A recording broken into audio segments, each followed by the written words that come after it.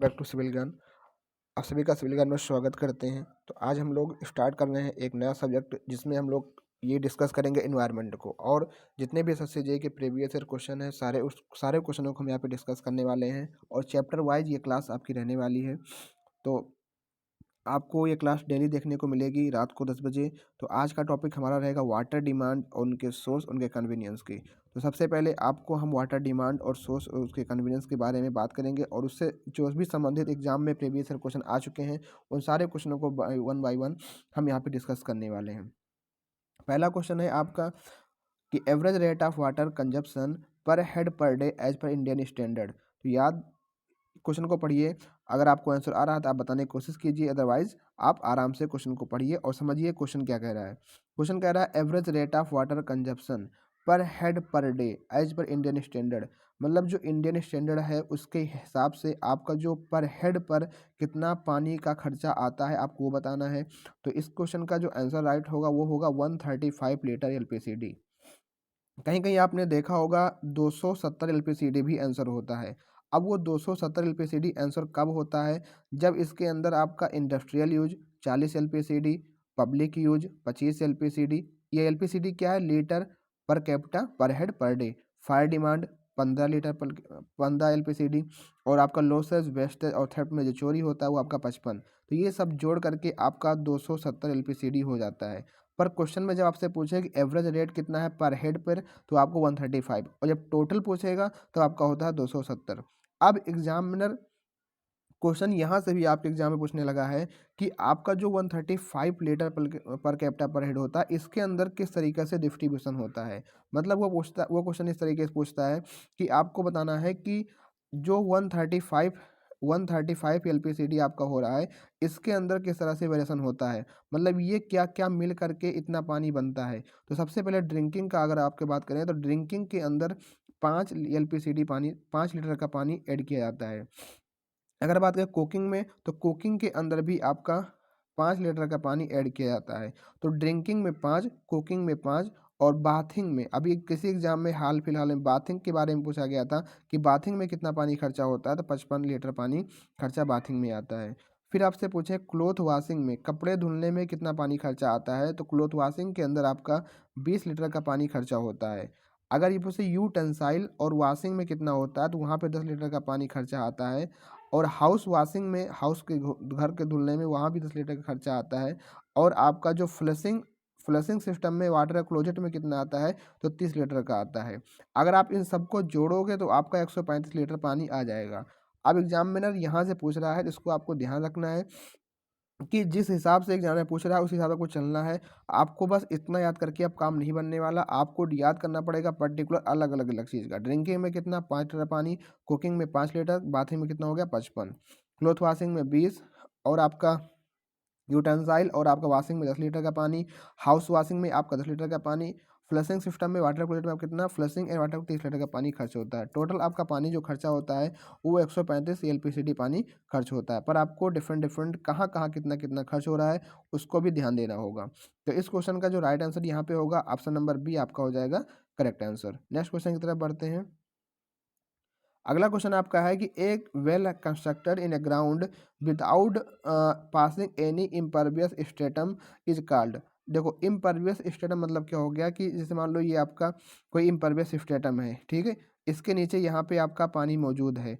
तो एक ऐसा कुआं बनाया गया जो किसी भी इम्परवियस स्ट्रेटम को मतलब जो है पास किए बिना, मतलब पास नहीं किया है, तो वो समझ लो कैसा बेल होगा, तो वो आपका सैलो बेल होगा, क्योंकि वो ऊपर ऊपर खोद कर डिग कर करके बना दिया गया है।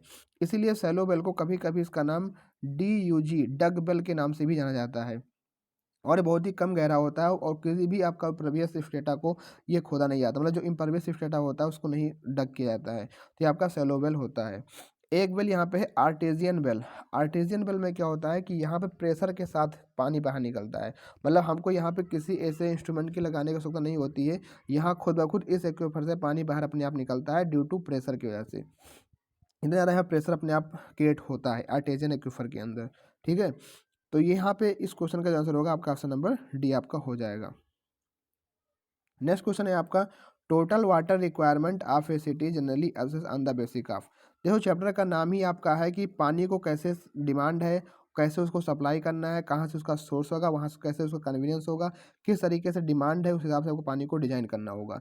जैसे मान लो अगर आप कोई टोटल वाटर रिक्वायरमेंट की बात करते हो, कोई सिटी है, अगर आपकी कोई एक सिटी डेवलप हुई है तो वहाँ पे जो पानी की रिक्वायरमेंट होगी वो किस बेस पर डिज़ाइन करोगे कि आवरली कितना यूज हो रहा है कि मैक्सिमम डेली कितना पानी यूज हो रहा है, उस हिसाब से। तो कहा जाता है कि जब भी किसी सिटी के लिए पानी को डिज़ाइन किया जाता है तो मैक्सिमम आवरली डिमांड क्या है और maximum daily demand plus fire demand. होता क्या है कि कभी कभी ऐसी कंडीशन बन जाए, मान लो आप घर में मॉर्निंग का टाइम है, 6 मॉर्निंग का टाइम मान लो 6 से 9 मान लो, कितने सुबह आपका ऑफिस का टाइम होता है, बच्चों के स्कूल जाने का टाइम होता है, बहुत सारे एक्स्ट्रा मतलब जो सर्कुलम होता है सारा मॉर्निंग में समय पे होता है 6 से 9 के बीच में, और इसी के समय खुदा ना खास्ता कहीं पे आग लग जाए तो डिजाइन इस हिसाब से पानी किया जाता है कि आपको मैक्सिमम डेली डिमांड के हिसाब से आपको पानी मिलता भी रहे, और अगर मान लो बाय द वे कहीं फायर भी लग जाती है तो उसके लिए भी पानी मिलता रहे।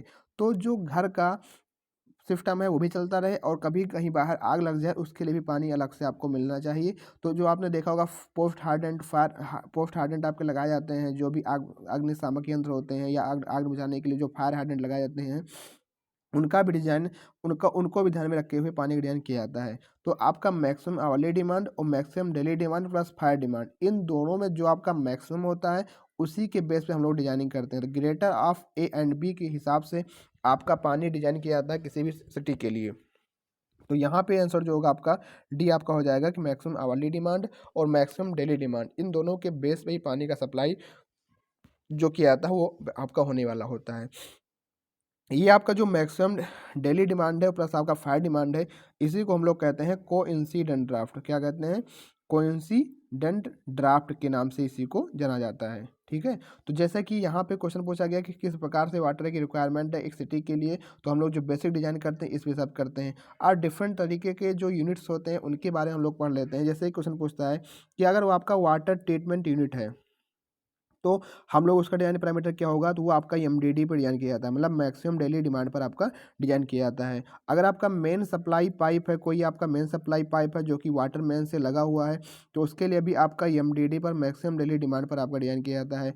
अगर आपके पास वेल है या आपके पास कोई ट्यूबवेल है तो इसको भी आपको मैक्सिमम डेली डिमांड पर आपका डिज़ाइन किया जाता है। ठीक है, अगर आपका कोई रिजर्वायर है, डिमांड रिजर्वायर आपका है, तो रिजर्वायर को जो डिजाइन किया जाता है वो आपको एवरेज एनुअल डिमांड पे आपका डिजाइन किया जाता है। जो भी आपका डिस्ट्रीब्यूशन सिस्टम आपने देखा होगा, कई डिस्ट्रीब्यूशन सिस्टम होता है जो कि आपके वाटर जो सोर्स से सर्विस रिजर्वायर तक पानी को लेके जाता है, जो पाइप मेन्स होते हैं, डिस्ट्रीब्यूशन सिस्टम जो आपके होते हैं, सॉरी, जो भी आपके डिस्ट्रीब्यूशन सिस्टम आपके होते हैं वो आपके मैक्सिमम आवरली डिमांड और ऑफ ऑफ मैक्सिमम डे, या फिर आपका मैक्सिमम डेली डिमांड प्लस के फायर डिमांड, इसी को हम लोग कोइंसिडेंट ड्राफ्ट कहते हैं। तो कभी कहीं कहा जाता है कि डिस्ट्रीब्यूशन जो सिस्टम होता है वो आपका मैक्सिमम आवरली डिमांड और कोइंसिडेंट ड्राफ्ट, इन दोनों में जो मैक्सिमम हो उस पर डिजाइन किया जाता है। तो maximum hourly demand plus maximum daily demand plus fire demand के दोनों के जो मैक्सिमम वैल्यू होती है उसी पर आपका इसका डिजाइन होता है डिस्ट्रीब्यूशन सिस्टम का। जो आपके पाइप मेंस होते हैं जो कि आपके वाटर को सोर्स से लेकर सर्विस रिजर्वायर तक लेकर आते हैं, उनके लिए अगर हम बात करें तो वो आपके मैक्सिमम डेली डिमांड पर डिजाइन किए जाते हैं।